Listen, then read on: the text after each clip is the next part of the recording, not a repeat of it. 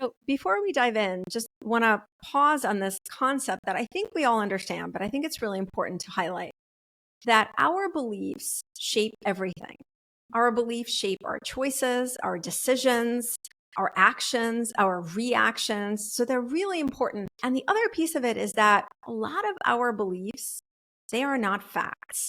They are beliefs that maybe we picked up in our childhood that served us in some way early on, but now are actually blocking us and limiting us. They're beliefs that we picked up just from living life and, from our society, but they may not actually be fueling or helpful. And that's why we call them limiting beliefs. They're literally limiting us from growing into who we're meant to be, from expanding in ways we want to expand and grow, from living life the way that we want versus how our beliefs are telling us, what they're telling us about what's possible. So with that concept out of the way, I want to just dive right in. This is absolutely like one of my top 3 favorite stories of all time. So you may not know this. I didn't know this, but Nathan's Hot Dogs hosts an annual hot dog eating competition in Coney Island. Yes, there's such a thing. And for years and years and years, the highest number of hot dogs that anyone could eat was 25. That was the record in 12 minutes, which seems like a lot when you think about it. 25 hot dogs in 12 minutes. So that was the record for a really long time. No one could go higher. And so everyone assumed like, that's it. That's the highest number of hot dogs someone can eat in 12 minutes. And then in 2001, Takeru Kobayashi, a Japanese man, shows up. And guess what he does? He eats. Can you guess how many hot dogs he eats in 12 minutes? Not 25, not 35, not 45. He eats 50 hot dogs in 12 minutes. So he literally doubles the record. He doubles what everyone thought is possible, which is really amazing. And you got to look this up. It's really incredible. He really approached this. It wasn't just like, let me just give it a shot. He prepared for a long time and he kind of treated it almost like a science. So he came up with a different way to eat the hot dogs to go faster. He broke the bun in half. And he would dunk it in water because chewing the bun itself actually takes quite a bit of time when you dunk it in water, which they're allowed to do. It makes it a lot mushy and fluffier and it goes faster. He also stretched his stomach capacity by eating a lot of cabbage. Commitment, serious commitment. But think about that. He literally doubles the record of what everyone thought was possible. But to me, this is amazing. But to me, it's not even the most amazing thing. The most amazing thing is that a few years later, another gentleman, I think his name is Joey Chestnut, he's an American, he beats Kobayashi's record. He eats 66 hot dogs in 12 minutes. So in a span of a few years, think about it. What they went from is the highest number possible is 25. That was it. Like it's the highest number of hot dogs that any human can eat in 12 minutes. To 66. And then Kobayashi beat his record and they kind of had this rivalry for a while. And this to me is such a brilliant example of the reinventable mindset in action and someone choosing not to accept the belief that, okay, the maximum number of hot dogs that a human can eat in 12 minutes is 25. Takeru Kobayashi did not accept this as fact. Right? It's easy to have this belief. It makes sense, right? If all the people around you are doing something and it always kind of comes out a certain way, it's kind of natural to adopt this belief, but he didn't. He actually decided, and I wasn't in his head, but at some point he had to decide to put that belief aside.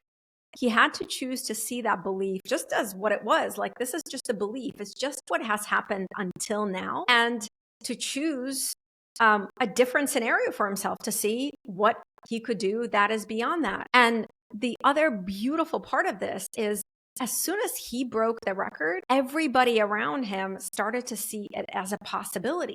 So instead of everyone seeing the 25 hot dogs as the limit, they started to see 50 and obviously then higher and higher. And I love this story so much because it shows that when each one of you chooses to reframe or free yourself from or break through a limiting belief that you might have, the positive impact is not just on you, it ripples to everyone around you.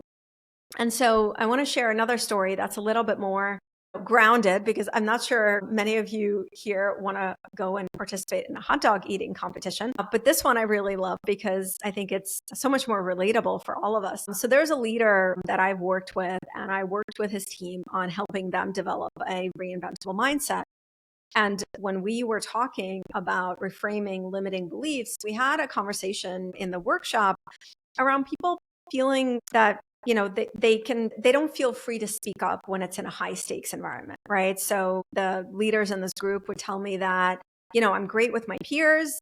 I am great when I'm with my team, but when it comes, when I go to meet the board or we have an executive meeting, I just like clamp up. And we started to dive into why. And it comes down to having some limiting beliefs. I'll be judged negatively if I don't say the perfect thing, right? Or if I offer a different opinion from what's being talked about in the room, I'll be judged negatively, or the senior leadership, will think I'm incompetent, right? It all comes down to having these beliefs. And so we talked about how we could reframe these, right? So for example, and I think this is so relatable for so many of us because yes, when you're in a room with people who you perceive to be in higher up on the hierarchy, right? We as human beings naturally begin to fear how those people will judge us. And so I think we've all been in a situation where we start to clamp up. Well, how do you reframe this belief? So for example, one of the ways to think about it is it's not, oh my God, they'll judge me if I don't say it perfectly. The flips, you can reframe it by saying, I have something valuable to share. And they're human beings. Even if I don't say something perfectly, they're going to appreciate the value, the core of what I'm communicating. Or the belief, the other example I gave of a woman who said, I just feel like if I have a different point of view from what everyone is talking about, people might think I'm being confrontational. Well, we can reframe that by saying, actually, offering a different point of view is not confrontation, it's contribution, right? It's actually you contributing something valuable. So these are some of the suggestions that I offer to the team, to this leadership team, about how they can reframe the limiting beliefs that were blocking them from speaking up.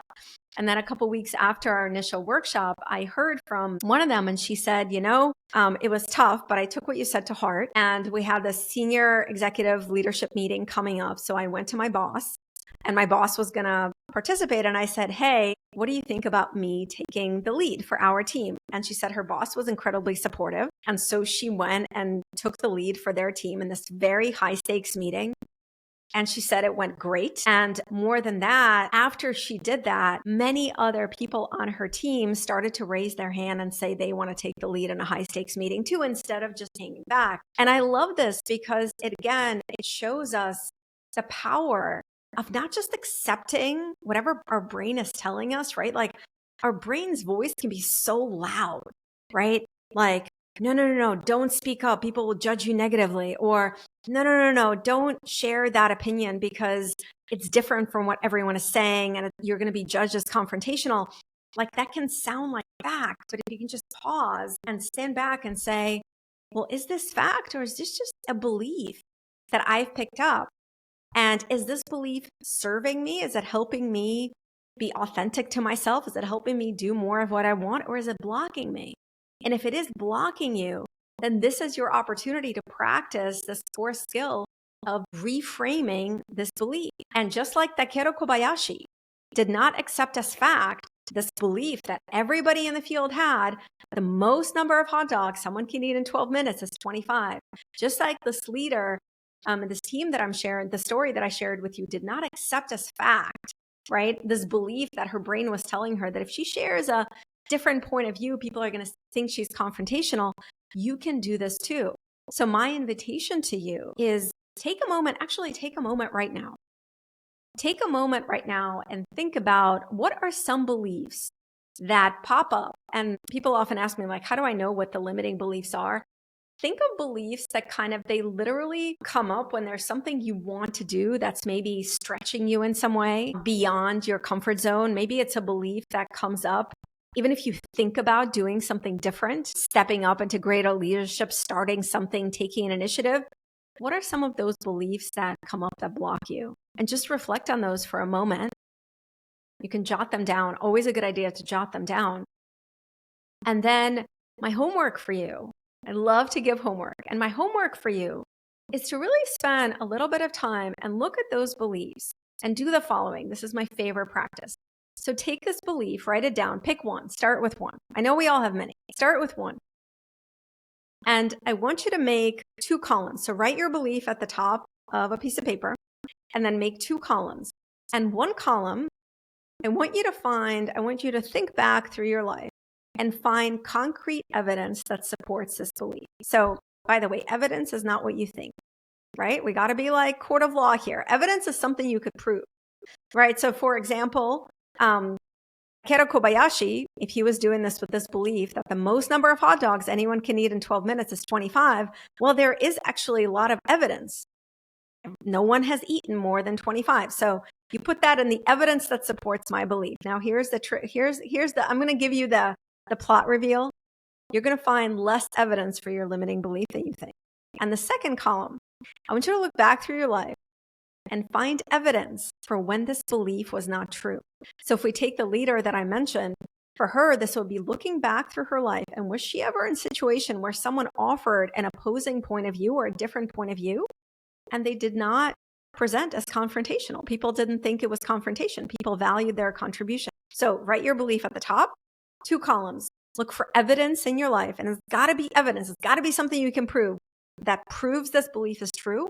And then the second column, look back in your life, your career, and find evidence for when this belief is not true. And I'd actually love it if you would email me. My email is Natalie, Natalie at happier.com.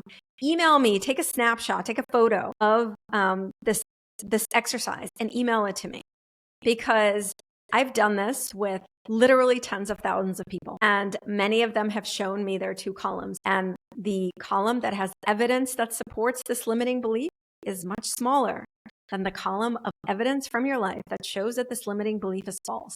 And when you do this practice, this is how you begin reframing that belief, because your brain then sees the evidence that this is not true. It's like literally on paper.